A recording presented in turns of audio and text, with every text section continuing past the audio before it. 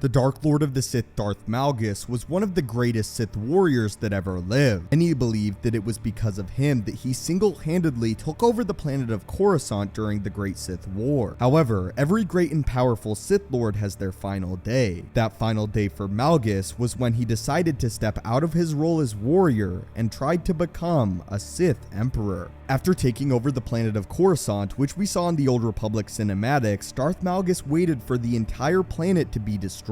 He watched from the Jedi Temple for hours as he watched Imperial forces invade the planet of Coruscant. However, the orbital bombardment that had been promised to Malgus never came. Malgus desired to watch from the very Jedi Temple, the Jedi, and Coruscant as a whole be decimated. He watched for hours upon hours, but the bombardment never arrived. Infuriated, Malgus reached out to his superiors, where he learned that the Sith never intended to destroy Coruscant. Instead, the Sith wanted to use it as a bargaining chip and end the war with the Jedi. This made Malgus even more infuriated, as he believed that the Jedi Order deserved to be destroyed, and it was not the way of the Sith to spare anyone. Malgus witnessed his entire life's work come crumbling before his eyes, and it crumbled because of the Sith. After trying to convince the Sith superiors to change their plan, Malgus was again disappointed. Taking his anger out on a nearby Sith hospital, Darth Malgus destroyed many of his own troops in a fit of rage. After the war was officially ended, Darth Malgus still remained with the Sith Lords as he feared the power of the Dark Council and the Sith Emperor Darth Vitiate. However, Darth Malgus took a group of Sith Lords and ventured into the unknown regions. He did so because although he had not defected yet, it was his goal to one day do so. Darth Malgus simply wanted to outlive Darth Vitiate, and then he would strike. For the next several years, Darth Malgus used his great power to colonize several worlds in the unknown regions, attempting to gain as much power as possible. After Emperor Vitiate was presumably killed several years later, Darth Malgus took his time to act. Instead of attacking the Dark Council directly though, he paired with the Republic and gave them insider information on the Council and its Sith Lords. What resulted was the death of one of Malgus's major enemies within the Sith Order. It was at this point, with the Council weakened, that Darth Malgus proclaimed himself the new Sith Emperor. He promised to not only vanquish the Jedi, but the Dark Sith Council as well. Darth Malgus also personally promised his followers that all infighting would be completely destroyed within the Sith. Darth Malgus also revealed that he had taken inspiration from the Sith Lord Darth Revan and created a droid army in his image. A droid army though, far more powerful than that of Revan. Malgus also used his alliances with various aliens to his advantage, as he resolved to destroy the Sith Lords first. Secretly though, the Jedi Order and the Dark Council had come together and created a strike team of the most powerful Sith and Jedi to kill Malgus. After acquiring a stealth ship, they ventured to Malgus's castle, where they again confronted the Sith Lord. Because Malgus was caught off guard, the Sith and the Jedi combined engaged in a fierce lightsaber duel. After Malgus killed several Jedi and Sith as well though, he was forced off a platform to his supposed death. Similar to the death of Darth Sidious, Darth Malgus fell into a reactor shaft and was killed. Still though, his legacy that he established as a Sith Lord, a part of the Empire, would live on. Many Sith Lords, including Darth Bane, Darth Sidious, and Darth Vader, would consider Darth Malgus one of the most naturally powerful Sith Lords that had ever lived. Sidious himself would even say that Malgus was on the same level of that of Darth Vader. Still though, he overreached his bounds and was ultimately killed by both the Jedi